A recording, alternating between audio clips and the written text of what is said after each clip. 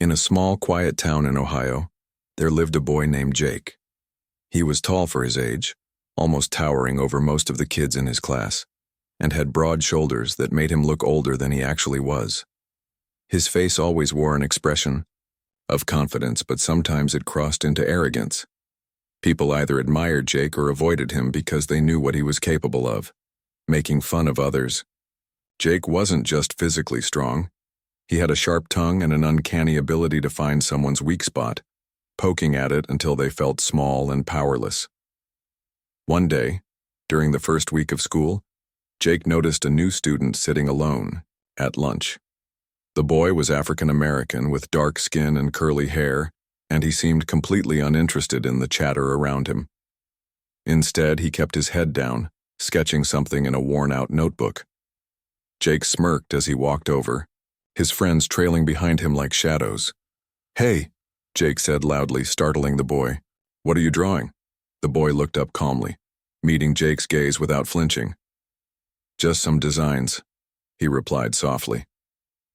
Jake snatched the notebook out of the boy's hands before he could react. Flipping through its pages, he saw sketches of spaceships, planets, and strange machines. Some of the drawings were so detailed they almost looked real. For a moment, Jake felt impressed, but then he remembered where he was and who he was supposed to be. "What is this? Some kind of alien invasion plan?" Jake sneered, holding the book high above his head so the boy couldn't reach it. His friends laughed, egging him on. "Are you trying to take over the world or something?" The boy didn't respond. He simply stared at Jake, waiting patiently. Finally, growing bored, Jake tossed the notebook onto the ground. It landed in a muddy puddle near the edge of the cafeteria courtyard.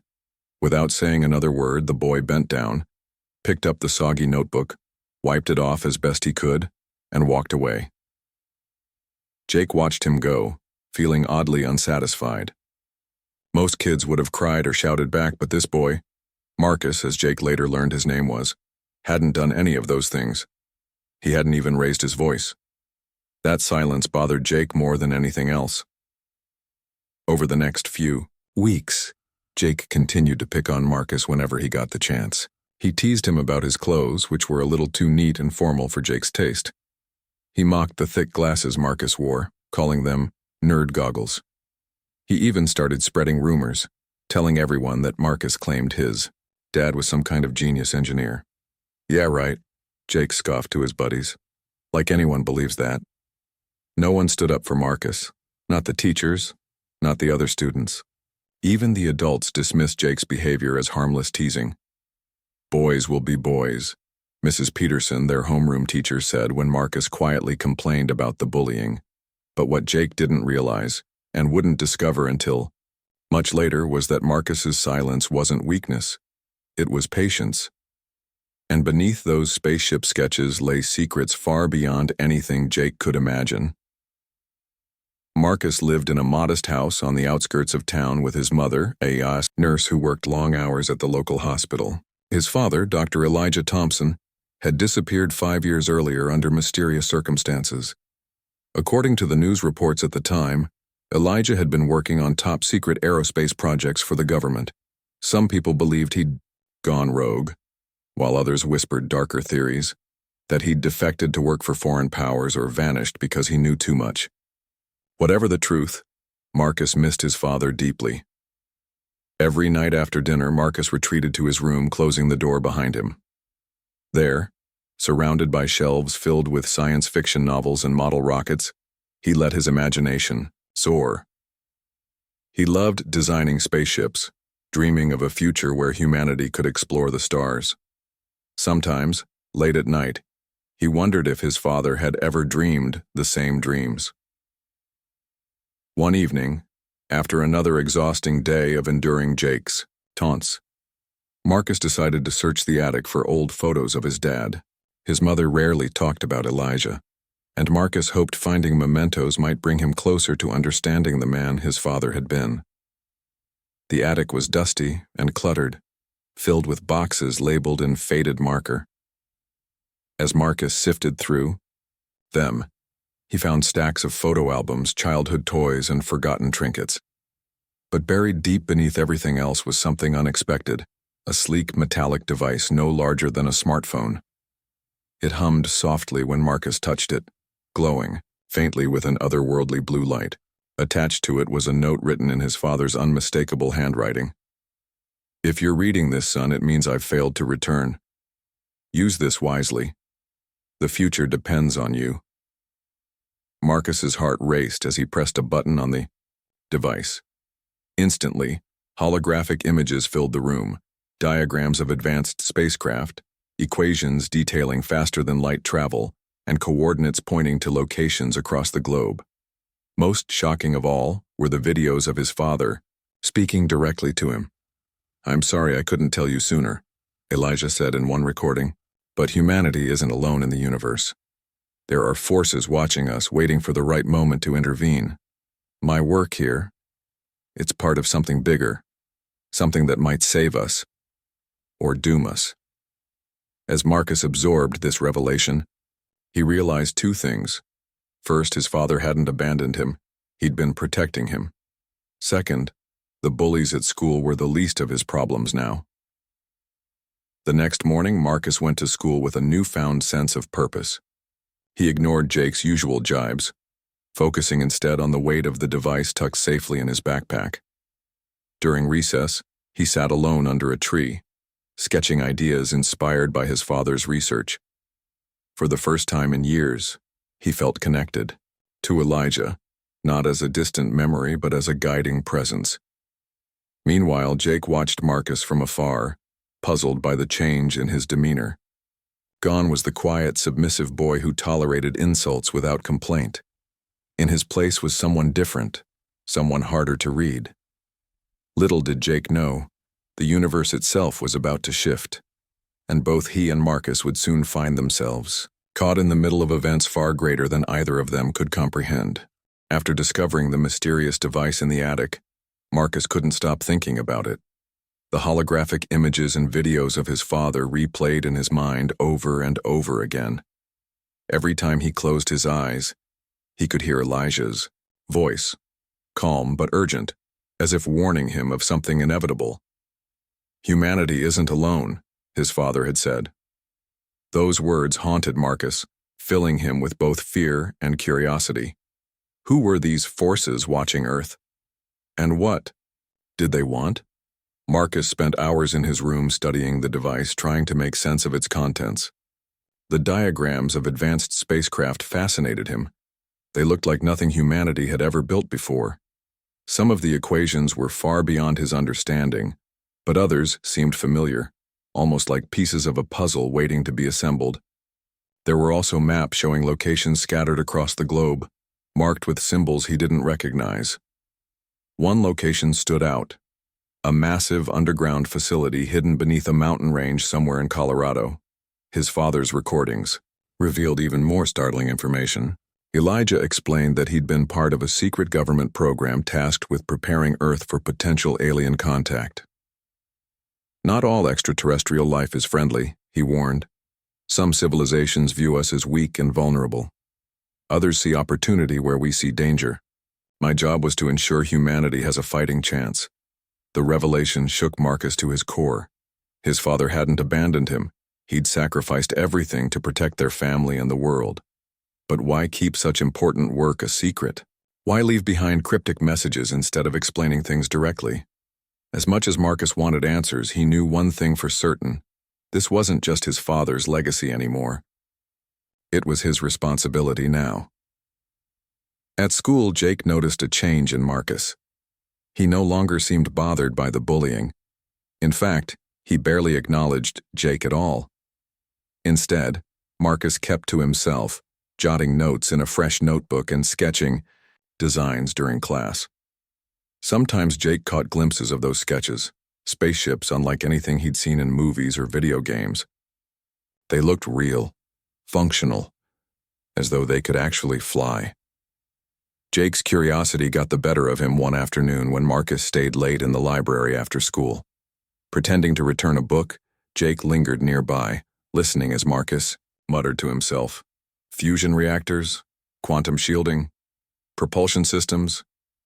Jake frowned. What was this kid up to? Was he building some kind of rocket? "Hey, nerd," Jake called out, stepping closer. "What are you working on?" Marcus glanced up, startled. For a moment he considered lying, but then he decided against it. Something in Jake's tone sounded different, not mocking, but genuinely curious. "It's complicated," Marcus replied hesitantly. "I found some old stuff my dad left behind. Stuff I don't fully understand yet." To his surprise, Jake pulled up a chair and sat down across from him. "Your dad, the guy everyone thinks is crazy? You're serious about this?" Marcus nodded. "He wasn't crazy. He was brilliant, and whatever he was working on, it's important." For once, Jake didn't laugh or make fun of him. Instead, he leaned forward, intrigued. "So, what exactly did your dad do?" Marcus hesitated, unsure how much to reveal. Finally, he sighed and showed Jake one of the holographic projections from the device. It displayed a sleek, futuristic spaceship equipped with weapons and defensive shields. "This," Marcus said quietly, "is what my dad helped design. He worked on projects to protect Earth from, well, from threats we can't even imagine." Jake stared at the image, his jaw dropping. "Are you saying aliens are real? Like actual aliens?" "I don't know for sure," Marcus admitted, "but based on what my dad left me, I think they're out there, and they might not be friendly." As days turned into weeks, Jake found himself drawn deeper into Marcus's world. At first, he stuck around because he thought it was cool, like being part of a sci-fi movie. But the more he learned, the more he realized how serious things were. Together, they pored over the device's data, deciphering clues and piecing together fragments of Elijah's research. One evening, while exploring the device's archives, they stumbled upon a shocking discovery: footage of massive starships docked in underground hangars miles below the surface. These weren't prototypes or blueprints. They were real, fully operational vessels capable of interstellar travel. "This is insane," Jake whispered, staring at the screen. "How does nobody know about this?" "Because it's classified," Marcus explained. "My dad said governments have been preparing for decades just in case aliens show up, but now—" He trailed off, his expression grim. "Now what?" Jake pressed. "Now I think something big is about to happen," Marcus said. "Something my dad tried to warn us about." Their investigation took a dramatic turn one night when Marcus decided to visit one of the locations marked on the map. Using coordinates from the device, he traced it to an abandoned military base outside town. Against his better judgment, and despite Marcus's protests, Jake insisted on coming along. The base was eerie, surrounded by rusted fences and overgrown weeds. Broken windows stared back at them like hollow eyes, and the air smelled faintly of decay.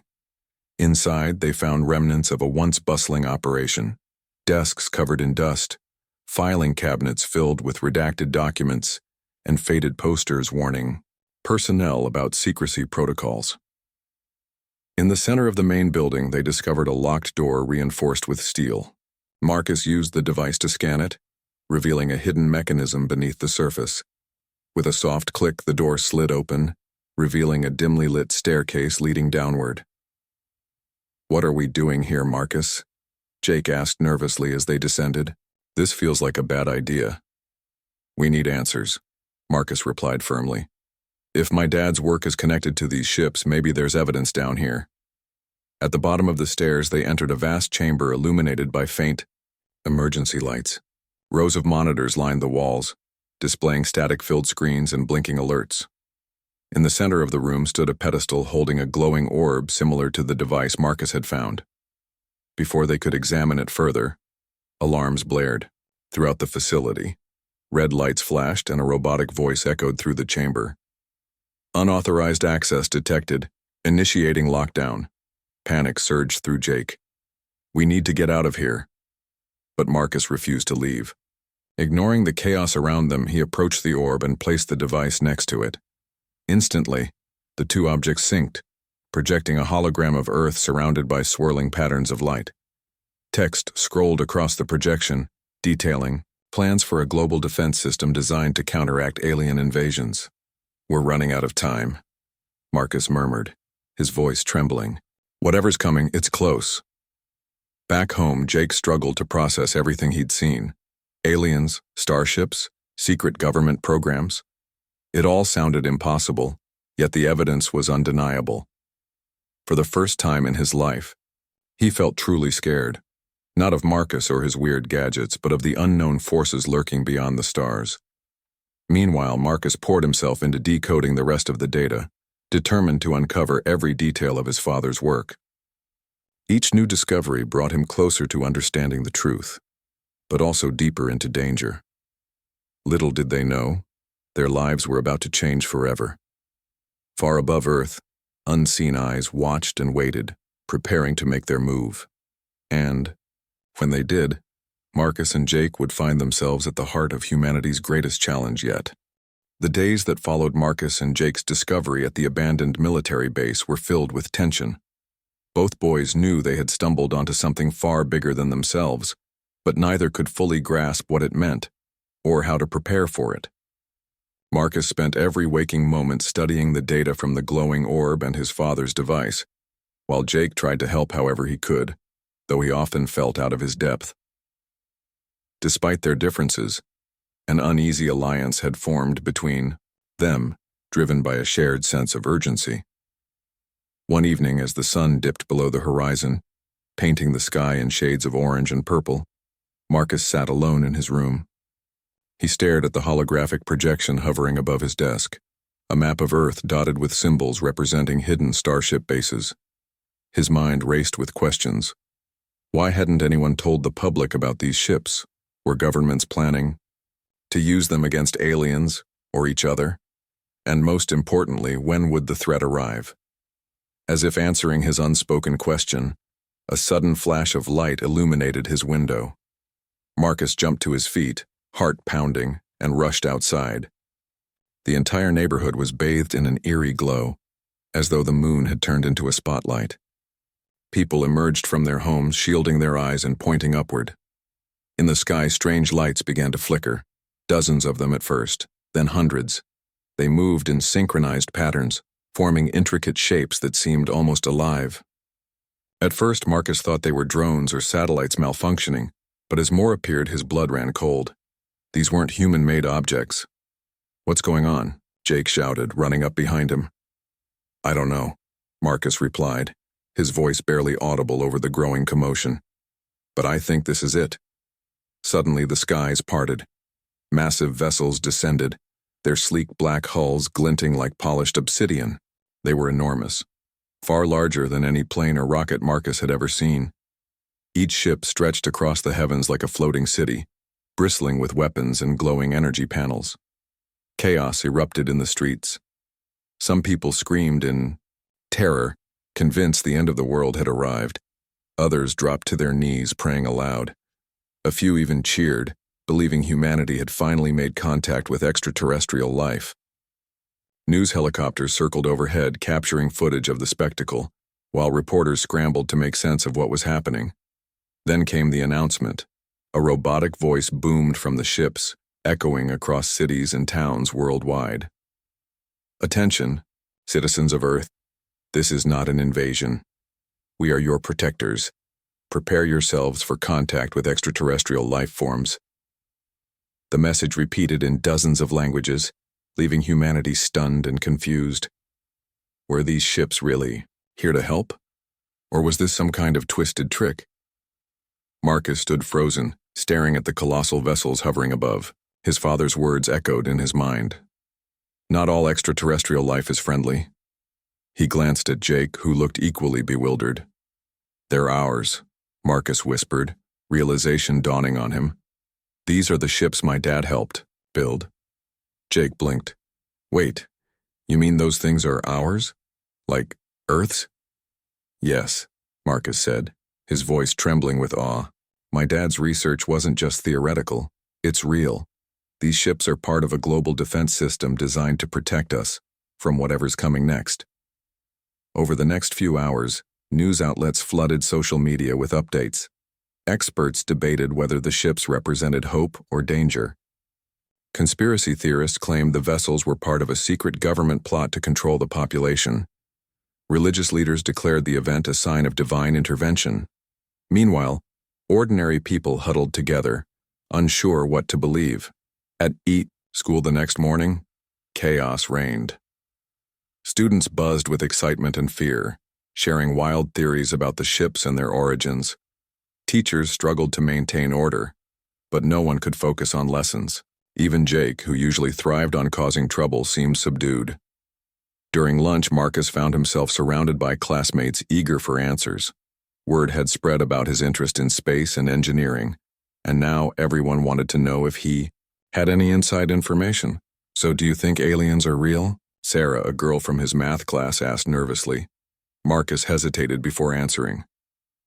"I don't know for sure," he said carefully. "But based on what I've seen, yeah, I think they're out there." "And those ships?" Another boy chimed in. "Are they really ours?" Before Marcus could respond, Jake stepped forward. "Yeah, they are," he said firmly. "And trust me, you don't want to mess with them." Everyone stared at Jake, surprised by his sudden seriousness. For once, he wasn't joking around or trying to act tough. After school, Marcus and Jake retreated to Marcus's house to regroup. The atmosphere was tense. Both boys could feel the weight of the situation pressing down on them. "We need to figure out what's going on," Marcus said, pacing back and forth. "If those ships are here to protect us, then why did they reveal themselves now? What's coming that we need protection from?" Jake frowned. "You think it's aliens?" "It has to be," Marcus replied. "Why else would Earth suddenly deploy its entire fleet of star destroyers?" Later that night, as they sifted through the device's archives, they uncovered another piece of the puzzle. Hidden among the files was a recording from Elijah, dated just weeks before his disappearance. "Marcus, if you're seeing this, it means the time has come," Elijah began, his face grave. "The ships you see in the sky, they're humanity's last line of defense. But they may not be enough. There's a faction within our own government that doesn't want peace. They see alien contact as an opportunity to seize power, regardless of the cost. Beware of them, son. Trust no one." Elijah paused, looking directly into the camera. "There's one more thing. The coordinates I left you lead to a prototype, weapon capable of disabling hostile technology, both human and alien. If the worst happens, you'll need it. Use it wisely." The screen went dark, leaving Marcus and Jake speechless. "What does he mean by hostile technology?" Jake asked after a long silence. "I think he means we might have to fight. Not just aliens, but maybe even our own people," Marcus said grimly. Their conversation was interrupted by a loud knock at the door. Startled, Marcus crept toward the entrance, peering through the peephole. Standing outside was a man in a dark suit flanked by 2 armed guards. "Open up, kid," the man barked. "We need to talk." Marcus froze, panic rising in his chest. How had they found him? "Who is it?" Jake whispered from behind him. "I don't know," Marcus replied, clutching the device tightly. "But I don't think we should stick around to find out." Without hesitation, the 2 boys slipped out the back door and disappeared into the night, carrying with them the secrets of humanity's fragile future. Above them, the star destroyers continued their silent vigil, watching and waiting for the storm to break. The night was cold and dark as Marcus and Jake sprinted through the narrow alleys of their small Ohio town. Behind them, they could hear the faint sound of footsteps, men in suits, armed guards, and who knew what else, closing in fast. Marcus clutched the metallic device tightly in his hand, its faint blue glow pulsing like a heartbeat. It wasn't just a piece of technology anymore. It was their lifeline, their only hope of surviving whatever was coming next. "Where are we going?" Jake panted, glancing over his shoulder nervously. "There's an old barn on the outskirts of town," Marcus replied breathlessly. "We can hide there for now." Jake didn't argue. For once, he trusted Marcus completely. Despite everything that had happened between them, the bullying, the insults, the years of animosity, he couldn't deny that Marcus was different now. Stronger, smarter, and driven by something far greater than revenge or fear. When they finally reached the barn, Marcus pushed open the creaky wooden door and slipped inside, pulling Jake along with him. The air smelled of hay and rusted metal, and moonlight streamed through cracks in the walls, casting long shadows across the dusty floor. They collapsed onto the ground, gasping for breath. For a moment, neither boy spoke. Then Jake broke the silence. "So, what's the plan?" Marcus pulled out the device and activated it, projecting holographic images onto the barn floor. Maps, coordinates, and schematics flickered to life, illuminating their faces with an otherworldly glow. "My dad mentioned a prototype weapon," Marcus explained. "Something powerful enough to disable hostile technology, whether it's alien or human. If we can find it, maybe we can use it to protect ourselves and everyone else." "And where is this magical weapon?" Jake asked skeptically. "It's hidden somewhere near those coordinates he left me," Marcus said, pointing to a location marked on the map. "A place called Black Mesa Ridge. It's about 50 miles from here." Jake groaned. 50 miles? On foot? Are you serious?" "We don't have a choice," Marcus snapped. "If we stay here, they'll catch us. And if we don't stop whoever's behind all this, Earth doesn't stand a chance." Reluctantly, Jake nodded. He hated running, hated being chased, but deep down he knew Marcus was right. This wasn't just about saving themselves anymore. It was about saving humanity. The journey to Black Mesa Ridge was grueling. The boys traveled mostly at night, sticking to back roads and avoiding populated areas. During the day, they hid in abandoned buildings or dense forests, rationing the little food they'd managed to grab before fleeing Marcus's house. Along the way, they encountered news reports confirming their worst fears. The Star Destroyers weren't enough to deter the incoming threat. Reports poured in of unidentified crafts approaching Earth's orbit. Scientists debated whether they were friendly or hostile, but governments issued conflicting orders, plunging the planet into chaos. Cities were evacuated, military forces mobilized, and panic spread like wildfire. One evening, while resting in a deserted gas station, Marcus and Jake watched a live broadcast showing footage of the alien ships.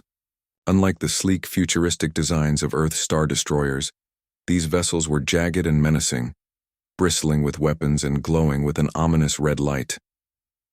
"They're here," Marcus whispered, his voice trembling. Jake clenched his fists. "Then we don't have time to waste." When they finally reached Black Mesa Ridge, the landscape was desolate, a barren expanse of rocky terrain stretching as far as the eye could see. Using the device, Marcus pinpointed the exact location of the prototype weapon, buried deep underground in a hidden bunker. Finding the entrance proved difficult. The bunker was concealed beneath layers of earth and debris, accessible only via a camouflaged hatch disguised as part of the natural terrain. After hours of searching, Marcus spotted a faint outline etched into the ground, a symbol identical to one he'd seen in his father's notes.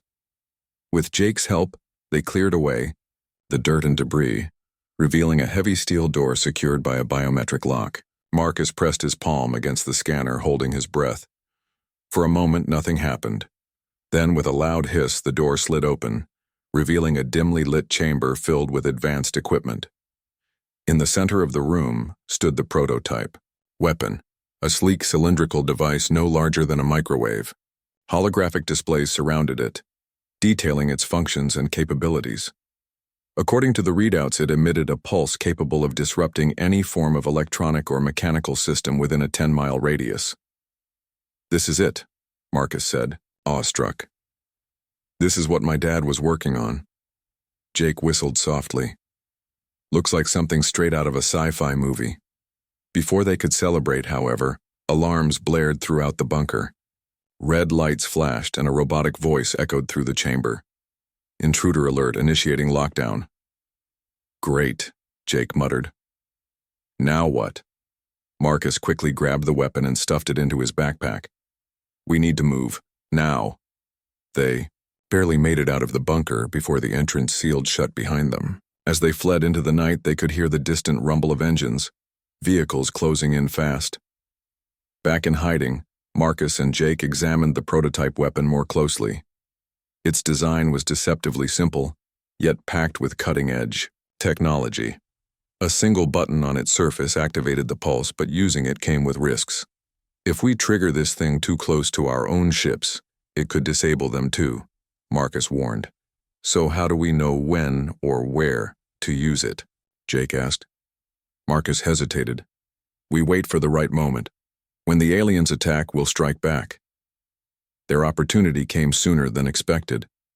Over the next few days, reports indicated that the alien fleet was preparing to launch a coordinated assault on major cities worldwide. Governments scrambled to defend their populations, deploying Earth Star Destroyers in a desperate bid to hold off the invaders. Knowing they couldn't delay any longer, Marcus and Jake devised a daring plan. Using the device, they hacked into one of the Star Destroyer's systems, gaining access to its internal layout and security protocols. Disguised as maintenance workers, they infiltrated the ship during a chaotic battle, sneaking aboard amidst explosions and laser fire. Inside, they faced overwhelming odds, alien drones patrolling the corridors, energy barriers blocking their path, and constant threats of discovery. But Marcus's ingenuity and Jake's newfound bravery carried them through. Finally, they reached the ship's core, where Marcus activated the prototype weapon. A blinding pulse surged outward, disrupting the alien fleet's systems and forcing them to retreat. Cheers erupted across Earth as news of the victory spread. Afterward, as the dust settled, Marcus and Jake stood side by side, looking out at the repaired skyline. Guess we make a pretty good team, Jake said, offering a tentative smile. Marcus grinned back. Yeah, just don't get used to it. Though scars remained from the war, humanity had proven its resilience. And for Marcus, the journey was only beginning. Armed with his father's legacy and newfound allies, he vowed to ensure Earth would never face such peril again. Far above, the stars twinkled silently, watching and waiting. The victory felt surreal. For the first time in days, weeks even, Marcus and Jake allowed themselves to breathe. They stood on the observation deck of the Star Destroyer, staring out at Earth below. The planet looked serene from this height, its blue oceans shimmering under the sunlight, clouds drifting lazily across the continents. But they both knew better. Beneath that peaceful exterior lay cities scarred by alien attacks, families torn apart, and a world forever changed. The pulse from the prototype weapon had worked exactly as Marcus's father had described. It disrupted the alien fleet's systems, causing their ships to malfunction and retreat. News outlets hailed it as a miracle, crediting Earth's Star Destroyers for saving humanity. What no one realized was that two teenagers had risked everything to turn the tide of battle. As Marcus stared at the glowing device still clutched in his hands, he couldn't help but feel conflicted. Yes, they'd won, for now. But what about next time? The aliens hadn't been destroyed. They'd only been pushed back. And who was to say there weren't more threats lurking beyond the stars? Jake broke the silence. So, what happens now? Marcus sighed. We keep fighting. This isn't over. Back on Earth, life slowly began returning to normal, or as close to normal as possible after an alien invasion. Governments scrambled to explain the sudden appearance of Earth's Star Destroyers, spinning stories about secret advancements in technology and years of preparation. People celebrated the heroes who had fought off the invaders, though few knew the truth about how the war had really been won. For Marcus and Jake, however, things were far from ordinary. Within hours of their return, they were summoned to a secure facility deep beneath Washington, D.C. There they met with high-ranking officials, including General Carter, the same man who had once led the team overseeing Elijah Thompson's research. You've done well, the general said, his voice gruff but tinged with respect. Your father would be proud, Marcus. Marcus didn't respond immediately. Instead, he studied the older man carefully. He remembered his father's warnings. Trust no one. Was this man truly on their side, or was he part of the faction Elijah had spoken of, the one willing to exploit alien contact for power? Finally, Marcus spoke. What happens next? Are we safe now? The general hesitated, exchanging glances with his advisors. Safe? Not exactly. The aliens may have retreated, but they'll be back. And when they return, they'll come stronger. We need to prepare, not just militarily, but scientifically. That's why we need you, Marcus. You understand your father's work better than anyone else alive. Jake frowned. Wait, you're asking him to join some secret government program? After everything he's already done? It's not a request, the general replied firmly. It's a necessity. If we want to survive, we need every advantage we can. Get! Marcus clenched his fists. He wanted to refuse, to walk away and live a normal life, but he knew he couldn't. His father had sacrificed everything to protect humanity, and now it was his turn to carry the torch. I'll do it, Marcus said quietly, but I have conditions. Over the following weeks, Marcus became an integral part of Earth's defense efforts. Working alongside scientists, engineers, and military strategists, he helped refine the prototype weapon and develop new technologies based on his father's research. Jake stayed by his side, proving himself invaluable despite having no formal training. Together, they formed an unlikely duo, one fueled by intellect, the other by determination. Their work wasn't without challenges. The aliens' retreat had left behind unanswered questions. Why had they attacked Earth? What did they want? And most importantly, where had they gone? Surveillance satellites detected unusual activity near Jupiter, suggesting the invaders might be regrouping. Meanwhile, tensions between nations threatened to undermine global cooperation, with some leaders arguing that Earth's advanced weapons should be used for dominance rather than defense. One night, while reviewing data in the lab, Marcus stumbled upon something disturbing. Hidden within the alien wreckage recovered during the battle was evidence of biological experimentation, samples containing traces of human DNA. They were studying us, Marcus murmured, showing the findings to Jake like we're lab rats. Jake shuddered. Do you think they're planning to invade again or worse, replace us? Marcus shook his head. I don't know. But whatever they're up to, it's bigger than just conquering Earth. The breakthrough came unexpectedly. One evening, while analyzing signals intercepted from space, Marcus detected a faint transmission, a message encoded in a language eerily similar to the equations his father had left behind. With Jake's help, he deciphered it, revealing coordinates pointing to a location on the far side of the moon. We need to check it out, Marcus said, excitement mingling with apprehension. General Carter agreed, authorizing a reconnaissance mission aboard one of the Star Destroyers. Marcus and Jake joined the crew, accompanied by a team of elite soldiers. As the ship approached the designated site, they discovered a massive structure buried beneath the lunar surface, a sprawling alien base filled with advanced machinery and cryptic symbols. This is it, Marcus whispered, stepping cautiously into the heart of the facility. This is where they've been hiding. Inside, they found evidence of a horrifying plan. The aliens hadn't just been studying humans, they'd been engineering them. Rows of incubation pods contained grotesque hybrids, half human and half alien, designed for infiltration and assimilation. They were going to replace us, Jake muttered, disgust evident in his voice. Turn us into whatever those things are. Before they could investigate further, alarms blared throughout the base. The aliens had returned, and they weren't happy about intruders. A fierce battle ensued. Laser blasts lit up the dark corridors as Marcus, Jake, and the soldiers fought their way back to the Star Destroyer. Along the way, Marcus activated the prototype weapon, triggering another pulse that disabled the base's defenses.